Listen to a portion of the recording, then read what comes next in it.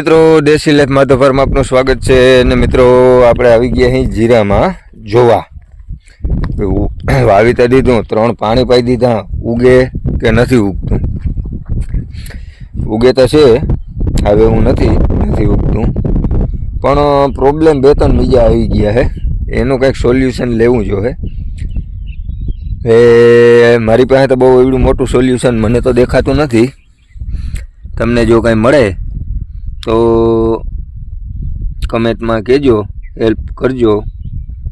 કારણ કે અઘરા સોલ્યુશન લેવા એવું દેખાય છે અટાણે 3 પાણીમાં 50% જેવું દેખાઈ ગયું છે અને થોડુંક વધારે દેખાઈ જાય 3 પાણીમાં જીરું કમ્પ્લીટ ઉગી જાય આપણે થોડીક બીજી તકલીફના કારણે પાણી હજી કાઢવું જોઈએ કઈ તકલીફ છે શું પ્રોબ્લેમ છે એ તમને કહું પહેલાં ચેનલને સબસ્ક્રાઈબ કરી લ્યો અને વિડીયો ગમે તો લાઈક શેર કમેન્ટ કરી લેજો કારણ કે આમાં શું હોય મિત્રો ગમે એ પ્રશ્ન હોય ને એનું નિરાકરણ તો હોય જ અમુક નિરાકરણ એવા અઘરા હોય ને કે એની વાત જવા દો આ નિરાકરણ આપણે લેવું ને એ એક અઘરો પ્રશ્ન જ છે જો 3 પાણી પાઈ દીધા અને 50% જીરું દેખાણું છે 3 પાણીમાં જીરું કાયદેસર દેખાઈ જ જવું જોઈએ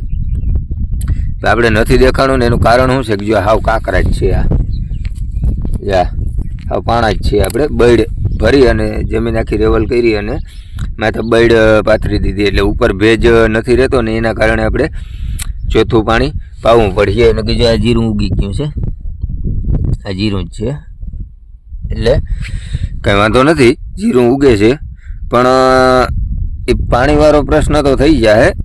3 વાર 4 પાણી પી જાય ને એ પ્રશ્ન આખો સોલ્વ થઈ જાય હવે મેન પ્રશ્ન એ છે આપણે અહીંયા અત્યારે જીરામાં ચક્કર મારવા આવ્યા હતા અને જીરું જોવા આવ્યા હતા તો આમાં જે ઓલી હિમની ચણ આવે ને ચણ નામની ચકલી આવે એને આપણે ચણ તરીકે ઓળખીએ અને એ ચકલી હોય એમાં શું હોય હિમમાં જે ખડ હોય ને એનો બિયારો ખાતી હોય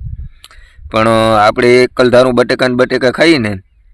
એટલે આપણે ના મજા આવે એટલે એને એવું છે આ જીરું છે ને એ એક એવી વસ્તી છે ઝીણું હોય ને એટલે એને શ્વાસમાં આવી જાય અને કાપવું હેલું પડે દાણા સારું થાય અને કાપી નાખે થોડું ઘણું ભાવે એ ખાય અને બાકી કાપીને મૂકી દઈએ દાણા સારું થાય હવે એ એક પ્રશ્ન અઘરો છે એનું સોલ્યુશન લઈ આવવું ને અઘરો છે કારણ કે જો એ પત્તાકડાવથી બીતી નથી ઓલા કાગળિયા બાંધી એનાથી ફરફરિયાથી હવે એને કંઈ બહુ કહેવા નથી પડતા અને તમે કદાચ ધ્યાન રાખવા આવો સવારે 7 વાગ્યાથી વર્ગી જાઓ સાંજે 7 વાગ્યા સુધીમાં વચમાં 1 કલાક તમે આડાવરા ગયા ને તો એ બહેન ત્યાં સુધીનું સાપ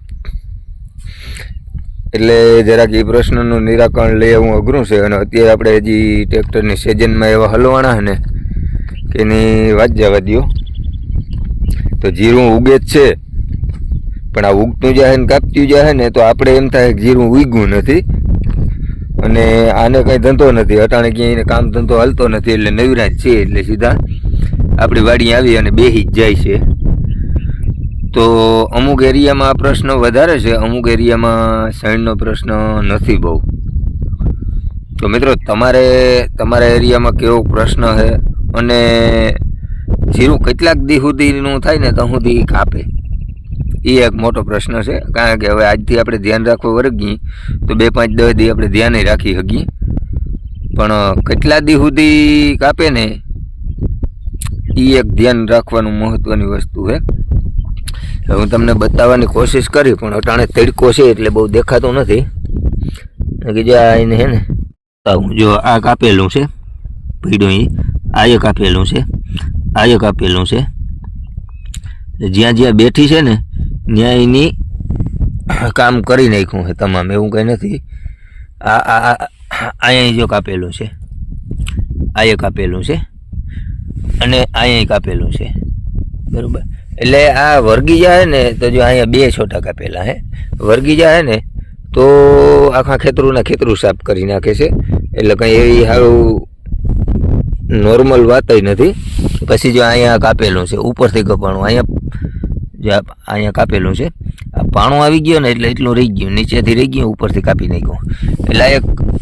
એનો કાપેલો ભાગ છે ને એ જો અહીંયા પડ્યો છે માંડવીના પાંદડામાં એટલે એક અઘરો પ્રશ્ન છે ખેડૂત માટે